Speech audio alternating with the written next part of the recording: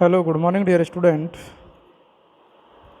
I am Phul Singh Yogi from Sri Digamba Institute of Technology,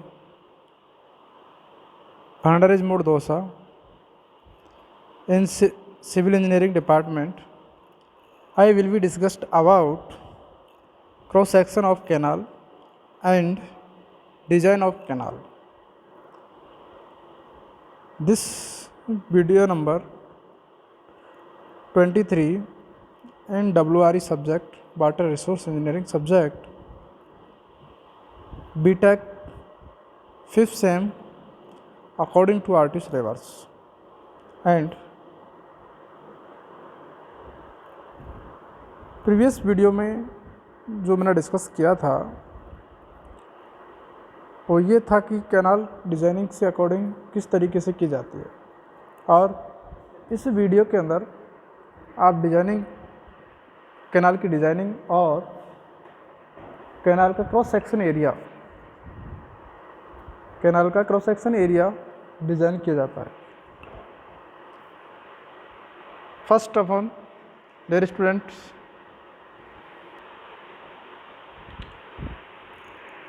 इसके अंदर आप देखिए design of land irrigation canal कि आपको कई कैनाल दिया हुआ है, उसको किस तरीके से आपको डिज़ाइन करना है। और प्रीवियस वीडियो में आपने देखा था कि दो थ्योरी होती है, लेसी थ्योरी और कैनाडी थ्योरी, जिनके माध्यम से कैनाल की डिज़ाइनिंग की जाती है। और आज अपन डिस्कस करेंगे कि जो लाइन्ड कैनाल है या अनलाइन्ड कैनाल है उसकी डिज़ाइनिंग किस तरीके से करते हैं, उनका सेक्शन किस तरीके से लिया जाता है, ये डिस्कस करेंगे। इसमें आपको मैं एक बार पढ़ के सुना देता हूँ। देखिए,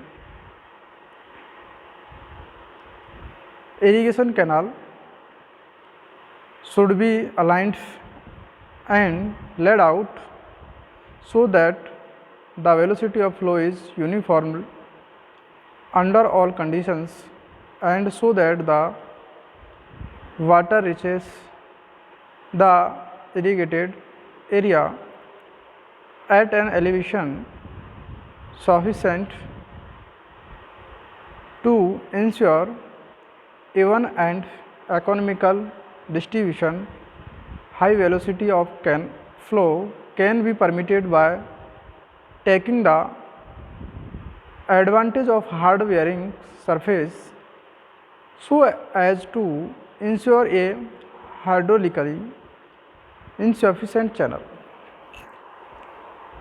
यदि आप ये कहें कि आप जो कैनाल डिज़ाइनिंग कर रहे हैं तो आपको ये देखा जाता है कि इकोनॉमिकली टाइप से वो आपको किस तरीके से डिस्चार्ज पहुंचा रहा है, डिस्ट्रीब्यूट कर रहा है वाटर को, तो वो आपका इकोनॉमिकली का होना चाहिए, वेलोसिटी हाई होनी चाहिए। In case of channels lined with hard surface material, two types of channel section are adopted. यदि मैं आपसे कहूँ कि हार्ड सरफेस वाले जो चैनल होते हैं, यदि आप कहें कि जिन्होंने लाइंड कर दिया जाता है सरफेस के ऊपर, तो क्या है कि आपकी जो अगर लाइंड कर रखा है तो उसकी जो वेलोसिटी है वो क्या होगी, ज़्यादा होगी।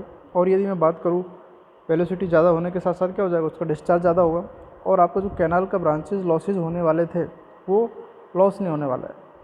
सिल्टिंग प्रॉब्लम कम होगी। यदि अनलाइंड कैनाल है तो उसके अंदर सिल्टिंग प्रॉब्लम होती है। आपका जो कैनाल है वो उसका एरेशन स्टार्ट हो जाता है।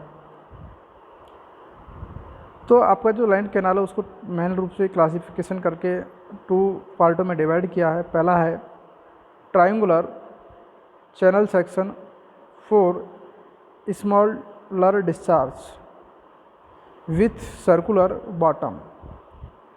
यदि आप ये कहें, देखिए कि फर्स्ट के अंदर कि ट्रायंगुलर सेक्शन लेंगे, कैसा ट्रायंगुलर सेक्शन, और ये सेक्शन कब होगा, जब आपको डिस्चार्ज जो चाहिए वो क्या चाहिए, स्मॉल क्वांटिटी में चाहिए, और with bottom circular.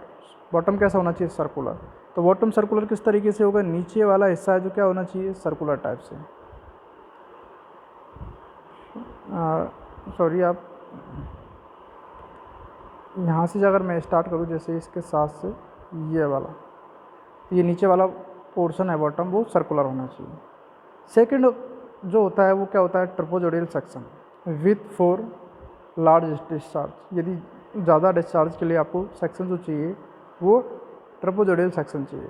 Trapezoidal section ऐसा होता है बट इसके जो कॉर्नर है वो राउंडेड होना चाहिए। तो वो कैसे होंगे? इस तरीके से, ये लास्ट वाले कॉर्नर क्या होंगे? राउंड।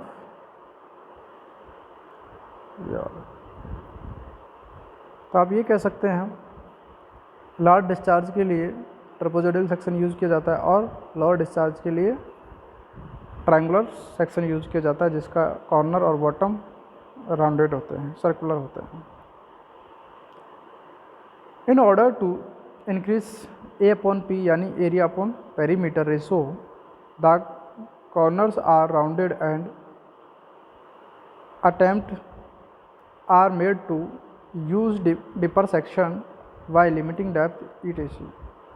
जो आपकी डेप्थ होती है वो लिमिटिंग डेप्थ अज्यूम की जाएगी और डिज़ाइन की जाएगी। यदि आप फर्स्ट बात करें ट्रापेजोइडल सेक्शन या फिर आप ट्रायंगल सेक्शन, पहले ट्रायंगल सेक्शन की बात करते हैं। ट्रायंगल सेक्शन जिसका कॉर्नर क्या होना चाहिए? बॉटम होना चाहिए। जो आपको दिख रहा है कि ये इस तरीके से ये ट्रायंगल सेक्शन है और इसका जो नीचे वाला बॉटम है वो क्या है? सर्कुलर है। ये इसकी जो सर्कुलर है उसकी रेडियस बाई है और जो एंगल बना हुआ है वो थीटा है। इसके साथ ये थीटा है और इसके साथ थीटा है। ये क्या है? फुल सप्लाई लेवल है और ये फ्री बॉर्डर है, टॉप ऑफ लाइन। तो इसका फर्स्ट अपन को कुछ नहीं करना है, इसका एरिया निकालना है, एरिया में डिवाइड करना है पेरीमीटर का, ठीक है। तो आपका हाइड्रोलिक मेन डेप्थ आ जाती है, ये आपको फाइंड आउट करनी होती है। तो फर्स्ट काम आपका रहेगा लेटेस्ट सेंटर डेप्थ या रेडियस ऑफ सर्किल कितनी है? बाई, जो मैंने आपको बताया था अभी। यदि मैं एरिया की बात करूँ, एरिया निकालने के लिए फॉर्मूला क्या होता है? यदि सर्कुलर है और एक कॉर्ड दे रखा है, उसका जो क्षेत्रफल कैसे निकालते हैं? त्रिज्यखंड आपने देखा हो पहले, तो वो क्या होता है? पाई आर स्क्वायर। वृत्त का क्षेत्रफल क्या है? पाई आर स्क्वायर। और आधे या कुछ पार्ट का है तो 2 थीटा अपॉन 2 पाई, या फिर आप ये कहते थे थीटा अपॉन 360 डिग्री, यानी क्योंकि पूरा वृत्त का कितना होता था? 360 होता है। भाई पूरे वृत्त को यदि आप बात करें, पूरा वृत्त है तो उसमें टोटल एंगल कितना होता था? 360 डिग्री। पूरा एंगल 360 डिग्री। लेकिन अपन को क्या चाहिए? इतने पार्ट का चाहिए, थीटा पार्ट या 2 थीटा पार्ट। सिर्फ इसका त्रिज्यखंड का क्षेत्रफल चाहिए, ये वाला। तो ये कितना हो जाएगा? पाई आर स्क्वायर इंटू थीटा कितना है? 2 थीटा। 2 थीटा अपॉन 360 डिग्री, जिसे आप क्या कह सकते हैं? 2 पाई। क्या कह सकते हैं? 2 पाई। और फिर जो लास्ट के जो कॉर्नर बने हुए हैं वो क्या है? ट्राइंगल है। और कितने? 2 है। तो आपने क्या किया? 2 इंटू ट्राइंगल का क्षेत्रफल 1/2 इंटू आधार गुणा ऊंचाई, ये कितना है? बाई। तो वाई इंटू ये वाला जो थीटा इसके सामने बना हुआ है, तो ये पार्ट कितना हो जाएगा? By cot theta, by cot theta. ये कितना हो जाएगा? 1/2 इंटू बाई कॉट थीटा।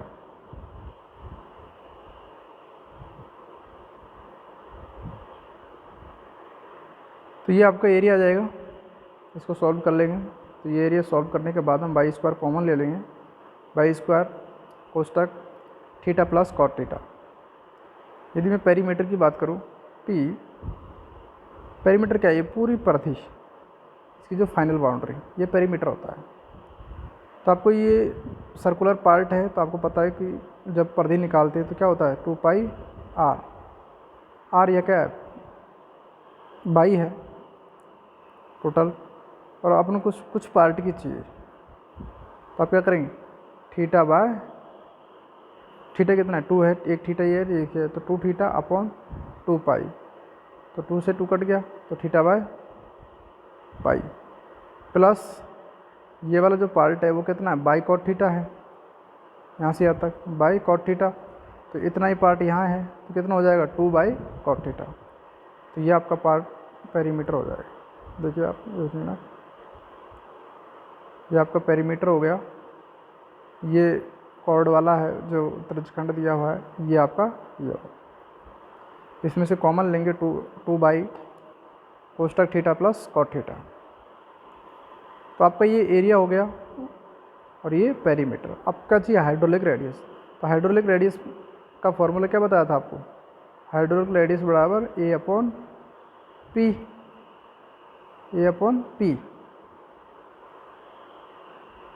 ये क्या हो जाएगा, तो आपको क्या आएगा बाई 2। यदि आप ये कहेंगे इकोनॉमिकली टाइप से जो आपकी रेडियस है वो कितनी होनी चाहिए बाई 2 का, अगर हाइड्रोलिक डेप्थ है, हाइड्रोलिक डेप्थ कितनी है बाई 2 है, यानी डेप्थ की आधी है, तो वो क्या होगी इकोनॉमिकल सेक्शन होगा। यदि मैं बात करूँ ट्रपोजोइडल सेक्शन, यदि कौन सा सेक्शन है, ट्रपोजोइडल सेक्शन है। ट्रपोजोइडल सेक्शन जैसे कैसे बनता है, ये वाला। यदि मैं बात करूँ इसके कॉर्नर कैसे हों, राउंडेड, सॉरी थोड़ा बन नहीं पा रहा,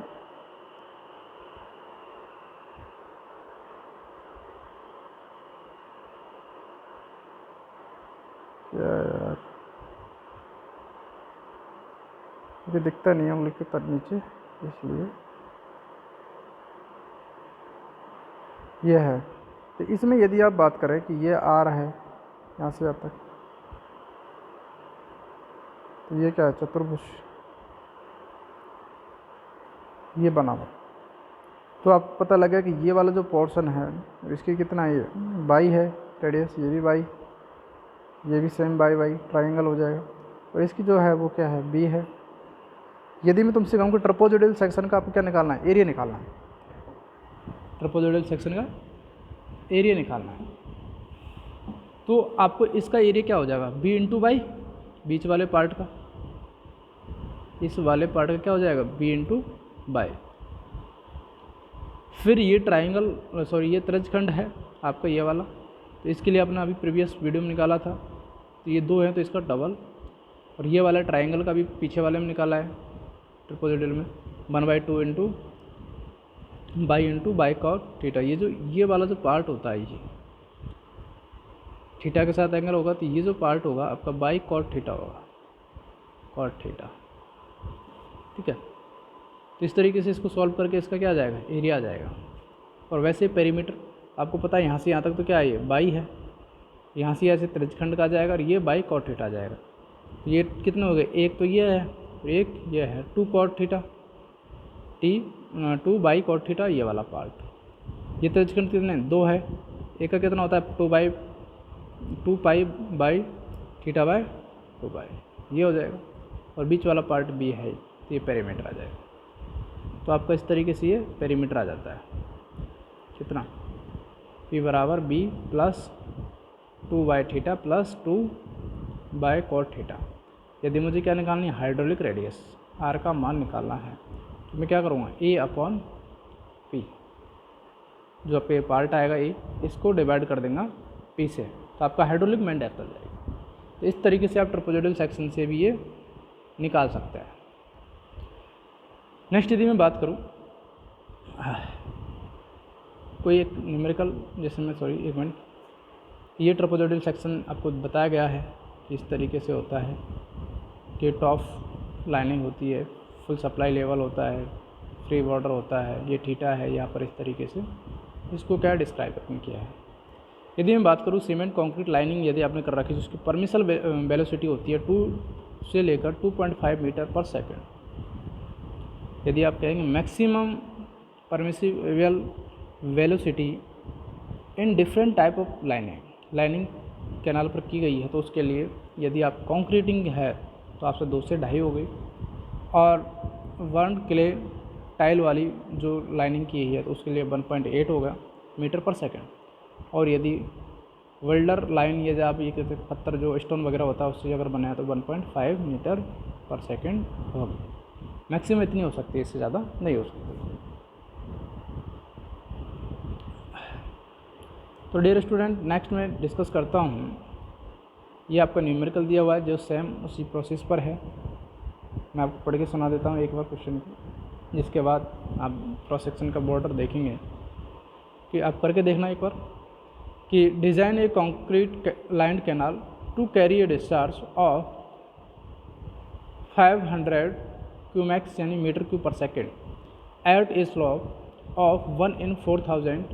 The side slope of the canal may be taken as 1:1. The meaning roughness coefficient for the lining is 0.014, assuming permissible velocity in the section as 2.5 metre पर सेकेंड. तो ये आपको क्वेश्चन दिया हुआ है सीधा, ये आपको डिस्चार्ज है, बेड स्लॉप दे दिया आपको, साइड स्लॉप दे रखा है, एन की वैल्यू दे रखी है, परमिसिबल वेलोसिटी दे रखी है. तो आप इसके अंदर मान पुट कर सकते हैं. आपको आर निकालना है. तो आर कैसे? आपको 500 है, 500 काफ़ी ज़्यादा होता है, तो आपको कौन सा सेक्शन मानना है? ट्रोपोजोइडल सेक्शन मानना है. कौन सा मानना है? ट्रोपोजोइडल सेक्शन मानना है. अब ट्रोपोजोइडल सेक्शन के लिए आपको इस तरीके से ये वैल्यू फाइंड आउट करनी है. आपको कुछ नहीं करना, ठीक है, ये वैल्यू आ जाएगी. अब मैं नेक्स्ट बात करूँगा यदि cross section of an irrigation canal, कि क्रॉस सेक्शन क्या होता है इरिगेशन कैनाल के लिए. तो आप देखिए पहले कि एक typical section of A canal is show in figure, जो आपको डायग्राम के अंदर दिखाया गया है. देखिए आप फर्स्ट में, this section is partially in cutting and partially in filling and aims at balance the quantity of earthwork in excavation with that in filling. यदि मैं आपसे ये कहूँ, ये जो सेक्शन दिया हुआ है, कैनाल डिजाइनिंग की गई है, इसके अंदर जितना एक्सकवेशन करके मिट्टी को निकाला गया है उतना ही आपको मिट्टी को फिलअप किया गया है. मिट्टी को फिलअप किया गया है, यानी बैलेंस सेक्शन है. अर्थ के जो वर्क किया गया है वो क्या है? आपका बैलेंस सेक्शन है. ये जो इसमें यहाँ पर बैंकिंग पर क्या किया है इन्होंने? मिट्टी डाली, यहाँ से खोद के एक्सकवेशन किया, इस सेक्शन से जितनी मिट्टी निकले उसे कहाँ कर दिया? इसके बैंकिंग बना दिया, यानी किनारे बनाए हुए हैं. जितनी क्वांटिटी में इतना यहाँ से एक्सकवेशन किया गया, उतनी क्वांटिटी में यहाँ पर कटिंग या फिलिंग यदि बात करें आप, तो दोनों क्या है? इक्वल है. तो इसलिए इसे क्या कहेंगे आप? Balancing quantity of earth work in excavation. तो इस तरीके से सेक्शन बनाया गया है. तो इसके कुछ एलिमेंट्स होते हैं, तो उनके बारे में भी डिस्कस करेंगे आप. तो पहले आप डायग्राम देख के ये क्लियर कर सकते हैं.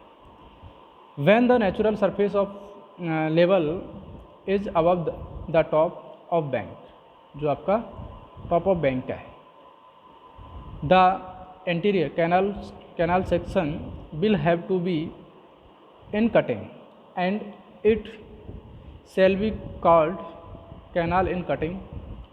Similarly, when the NSL is lower than the bed level of the canal, the entry canal section will have to be built in filling and it is called canal is filling or canal in banking. जो आपका canal की banking है और fillings जो आपके यहाँ पर बनाए गए. यदि फर्स्ट पॉइंट की बात करूँ, साइड स्लॉप. साइड स्लॉप क्या होता है? जो आपका कैनाल है उसकी, ये कैनाल जो दिखाया गया है, ये वाला साइड वाला स्लॉप, ये वाला, ये साइड स्लॉप होता है. तो आप इसमें देखिए, the stability of the side slope depend upon the type of the soil. A comparatively steeper slope can be provided in cutting rather than in filling. जो आप कटिंग कर रहे हैं या फिलिंग कर रहे हैं उसके लिए जनरली कटिंग के लिए वन हॉरिजॉन्टल और वन वर्टिकल ये आपका लिया जाता है. वन वर्टिकल और वन हॉरिजॉन्टल, या फिर 1.5 हॉरिजॉन्टल रेशो 1 वर्टिकल लिया जाता है. और यदि फिलिंग की बात करें तो 1.5 horizontal ratio 1 vertical to 2 horizontal ratio 1 vertical लिया जाता है फिलिंग के लिए, भरने के लिए. और कटिंग के लिए थोड़ा ज़्यादा होता है. तो आप इस तरीके से इसे फाइंड आउट कर सकते हैं. साइड स्लॉप, साइड स्लॉप कौन सा होता है? जो साइडों में स्लॉप दिया होता है. जैसे ये कोई आपका कैनाल आपने बनाया और ये जो साइड में स्लोप दिया हुआ है ये आपका साइड स्लोप होगा। वर्टिकल का मतलब एक वर्टिकल जितना आप, हॉरिजॉन्टल का मतलब ये हॉरिजॉन्टल लाइन।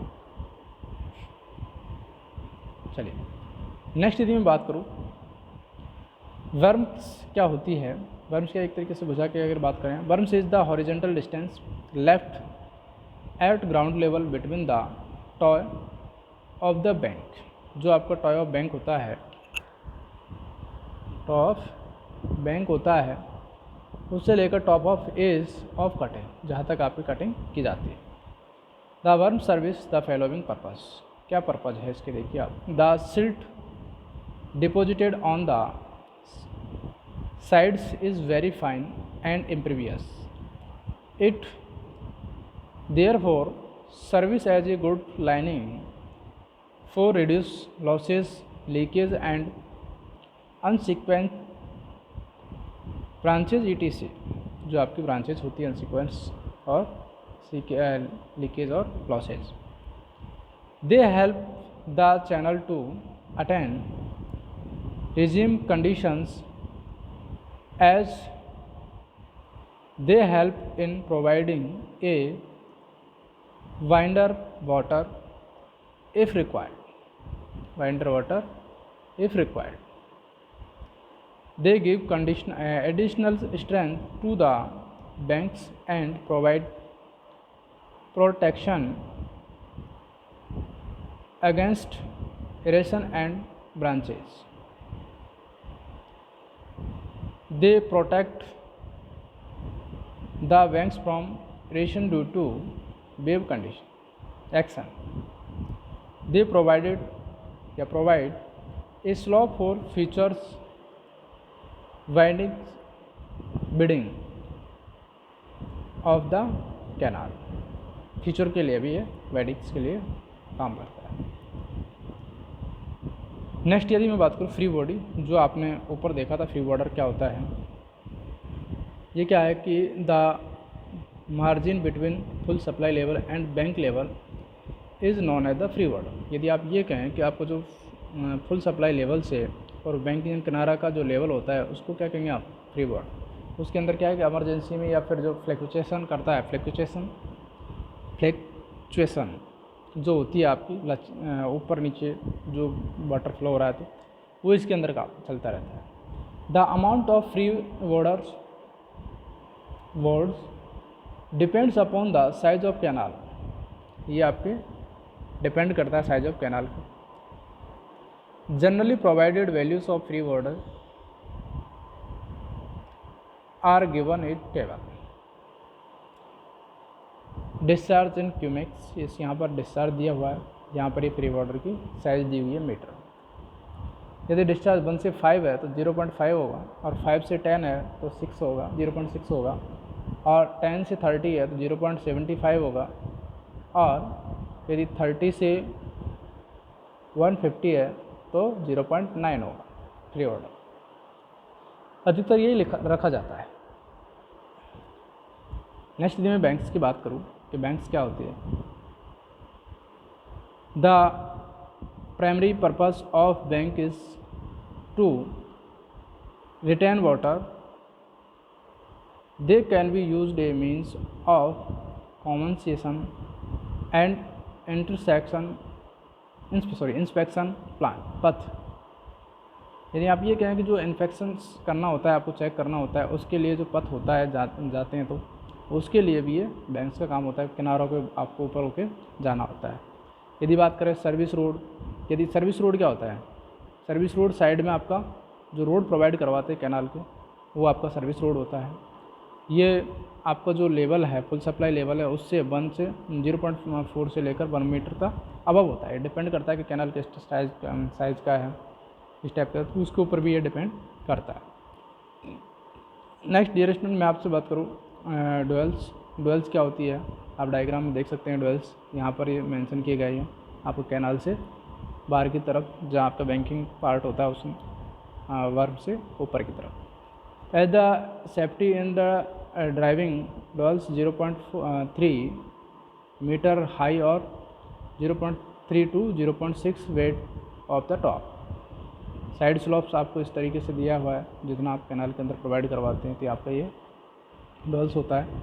या बैक वार्म्स या काउंटर वार्म्स की मैं बात करूँ, ये साइड वाला होता है। Even after the provide sufficient section for bank embankment the saturations gradient line may cut the downstream end of the bank, जो आपको प्रोवाइड करवाता है। नेक्स्ट यदि मैं बात करूँ इसमें second last point soil bank, इस सॉइल बैंक्स या बोरोपिट, ये क्या होता है बोरोपिट? ये देखिए आप इंपॉर्टेंट पार्ट्स यहाँ पर बैंक्स दिखाया गया है, सॉइल वेल्स जो आपका बैंकिंग पार्ट होता है।